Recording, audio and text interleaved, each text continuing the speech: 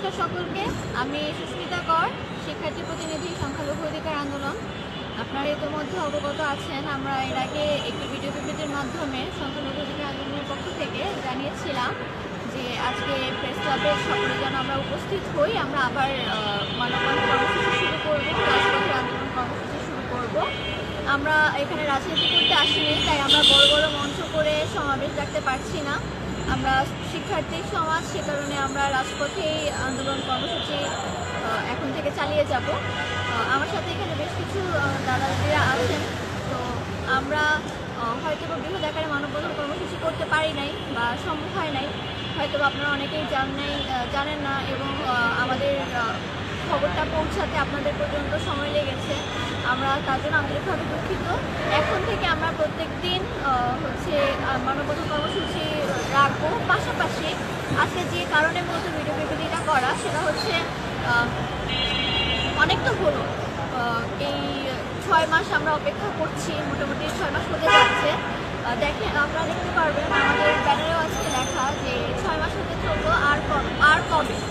তো আমরা বলছি এটা মাননীয় অন্তর্বর্তীকালীন সরকারকে, আপনারা যখন যেভাবে সময় চেয়েছেন, আপনাদের সাথে আমরা সহযোগিতা করার চেষ্টা করেছি। আমরা সম্প্রীতি সমাবেশও করেছি, যেন দেশের অরাজকতা না দেখা যায়, বিশৃঙ্খলা না দেখা যায়, সবাইকে একটা ইকুয়ালিটি, ঐক্যতার সামনের আমরা বার্তা পৌঁছানোর চেষ্টা করেছি। কিন্তু দিন শেষে আপনারা আমাদের সংখ্যালঘু সম্প্রদায়ের আর্দফা নিয়ে কোনো কাজ করতে এখন পর্যন্ত দেখাতে পারেননি, দৃশ্যমান কোনো পদক্ষেপ এখন পর্যন্ত গ্রহণ করা হয় নাই।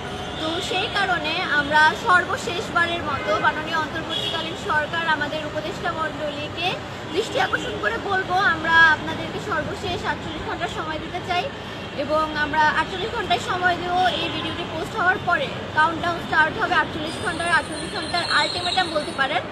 যদি এই 48 ঘন্টার মধ্যে আপনাদেরকে কোনো ধরনের দৃশ্যমান পদক্ষেপ গ্রহণ করতে না দেখা যায়, মিথ্যা মামলা, হয়রানিমূলক মামলা দায়ের চলতে থাকে, বিভিন্ন জায়গায় আটক করা হইতে থাকে আন্দোলনরত মানুষদেরকে।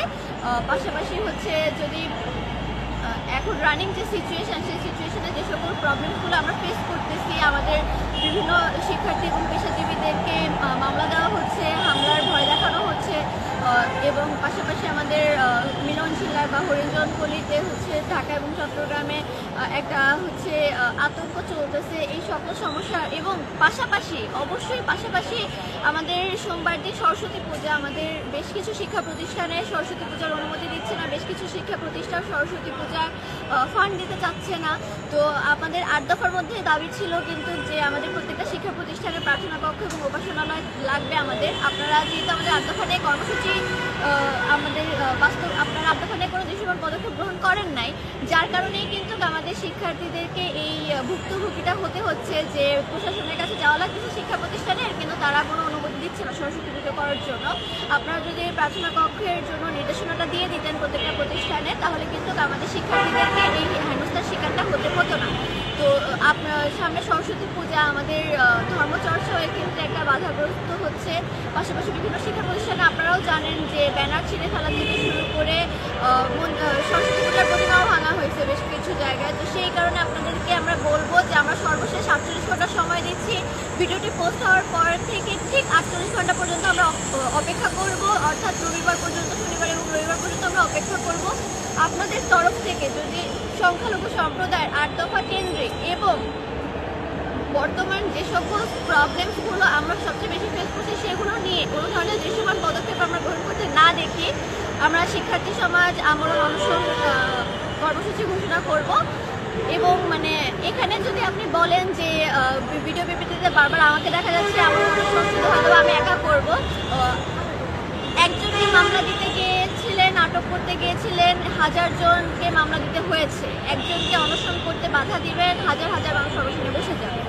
তো এই কথাটা আমি কোনো থ্রেট দিচ্ছি না, এটা আমাদের সর্বশেষ একদম দেয়ালে পিঠ থেকে গেলে মানুষ যা করে আমরা তাই করতেছি। আমাদের 48 ঘন্টা আলটিমেটাম দিচ্ছি। আমরা আগামীকালও আরেকটি কর্মসূচি করব আমাদের শহীদ মিনারে, এবং শহীদ মিনারে আমাদের কর্মসূচি সেমই থাকবে। আপনাদেরকে রিমাইন্ডার দেওয়া হিসেবে যে সামনে 9 ফেব্রুয়ারি আমাদের 6 মাস হতে যাচ্ছে 8 দফা দাবি পেশ করার, অথচ আপনারা কোনো ধরনের দৃশ্যমান পদক্ষেপ গ্রহণ করছেন না আমাদের জন্য, বরং আরও সমস্যা আমাদের ডে বাই ডে বাড়ছে।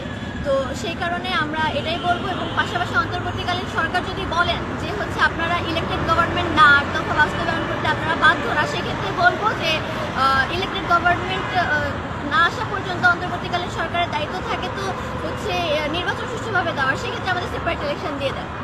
আমরা তাহলে হচ্ছে নিজেদের প্রতিনিধি নিজেরা নির্বাচন করে তাদেরকে দিয়ে আমাদের সব কাজ করাবো। এখন কথা হচ্ছে আপনারা এত কনফিউজড কেন? আপনারা নির্বাচন নিয়ে কাজ করবেন না সংস্কার নিয়ে কাজ করবেন, সেটা আগে একটু দেখেন। আপনারা নিজেরা ফিক্সড করেন যে আপনারা যদি সংস্কার নিয়ে কাজ করেন তাহলে 8 দফা নিয়ে আপনাদের ডেফিনেটলি কাজ করতে হবে। আমাদের সংখ্যালঘু কমিশন দরকার, আমাদের আদিবাসীদের জন্য ভূমি কমিশন দরকার, আমাদের শিক্ষা প্রতিষ্ঠানগুলোতে ধর্মচর্চার অধিকার দরকার, আমাদের আইন দরকার। তো সেই কারণে সংস্কার কমিশনেও আপনারা কোনো ধরনের সংখ্যালঘু সম্প্রদায়ের প্রতিনিধিত্ব রাখেন নাই, সংবিধানেও ধর্মনিরপেক্ষতার মানে বিষয়টা থাকছে না, বহুত্ববাদের টার্মের প্রস্তাবনা দেওয়া হয়েছে। তো সেই ক্ষেত্রে সংখ্যালঘু সম্প্রদায় আপনাদেরকে কোন ভরসাতে আপনাদেরকে সময় দিয়ে যাবে বা অপেক্ষা করে যাবে? দিন শেষে তো সকল রাজনৈতিক দল আমাদেরকে ব্যবহার করে আসতেছে। তো সেই কারণে আপনাদেরকে বলবো আপনারা এইবার সিরিয়াসলি নেন সংখ্যালঘু সম্প্রদায়ের সমস্যাগুলো। আমরা আর পারতেছি না, আমাদের দেয়ালের পিঠ থেকে গেছে। 48 ঘন্টা পরে আমরা অনশন কর্মসূচিতে যাব এবং ইটস লাউড অ্যান্ড ক্লিয়ার। সংখ্যালঘু অধিকার আন্দোলনের পক্ষ থেকে আমরা 8% সংখ্যালঘু সম্প্রদায়ের 8 দফার দাবি ডিমান্ড করতেছি এবং খুব শীঘ্রই আমরা চাচ্ছি দৃশ্যমান পদক্ষেপ দেখার জন্য। আপনারা দৃশ্যমান পদক্ষেপ গ্রহণ করতে না পারলে আমাদের কাছে অহিংসভাবে তীব্র প্রতিবাদ কর্মসূচি মানে শুরু করা ছাড়া আর কোনো কোনো ওয়ে থাকতেছে না। কারণ হচ্ছে আমরা হিংসা ছড়াবো না, আমরা কোনো ধরনের মারামারি কাটাকাটি করতে আসিনি। আমরা অহিংসভাবেই হয়তো বা কিছু করার নাই। আপনার হয় আমাদেরকে মৌলবাদীদের হাতে বা উগ্রবাদীদের হাতে প্রাণ দিতে হবে, তার থেকে বেটার আমরা অনশন কর্মসূচিতে যাই। অন্তত মানুষ বলবে যে এরা করতে গিয়ে মরেছে, বা আমাদের নিজেদের একটা থাকবে যে ভাই আমি শেষ পর্যন্ত চেষ্টা করে গেছি, আপনারা আমাদেরকে কোনোভাবে সাপোর্টটা দিচ্ছেন না, বা আপনাদের কাজের রেজাল্ট তখন সাধারণ মানুষই দেখতে পাবে। আর এটাই শেষ কথা। এবং আমাদের মনে হয় যে এর ভিডিও বিবৃতির পরে আস্তে আস্তে সকলেই মানববন্ধনের কর্মসূচিতে যুক্ত হবে। আমরা প্রত্যেকটা জেলার শিক্ষা প্রতিষ্ঠানের আমাদের শিক্ষার্থী প্রতিনিধিদের দৃষ্টি আকর্ষণ করে বলবো, দয়া করে আপনারা নিজ নিজ শিক্ষা প্রতিষ্ঠানে এবং জেলায় কর্মসূচি শুরু করুন। আমাদের ব্যানারের মতোই আপনারা নাম দিতে পারেন, এই হ্যাশট্যাগটা ইউজ করতে পারেন। 6 মাস তো হতে চললো, আর কবে কত মানুষ মারা গেলে, কত বাড়িঘর পুড়লে, কত মানুষ মামলা খেলে তারপরে আপনারা সংখ্যালঘু সম্প্রদায়ের কথা ভাবা শুরু করবেন? যদি শুরু করতে না চান সেটাও বলে দেন যে আমরা সংখ্যালঘু সম্প্রদায় নিয়ে কাজ করবো না। সেক্ষেত্রে আমাদের ওয়ে অফ থিঙ্কিং ডিফারেন্ট হবে।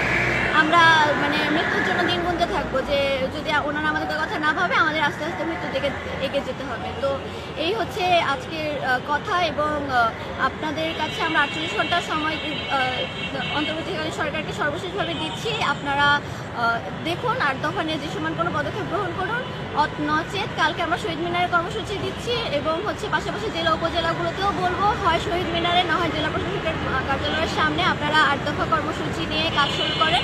যদি কোথাও কোনো প্রবলেম ফেস করেন আমাদের ফেসবুক পেজে যোগাযোগ করবেন, ভিডিও করে রাখবেন, অডিও করে রাখবেন, আমরা এটা সকলের সামনে তুলে ধরবো।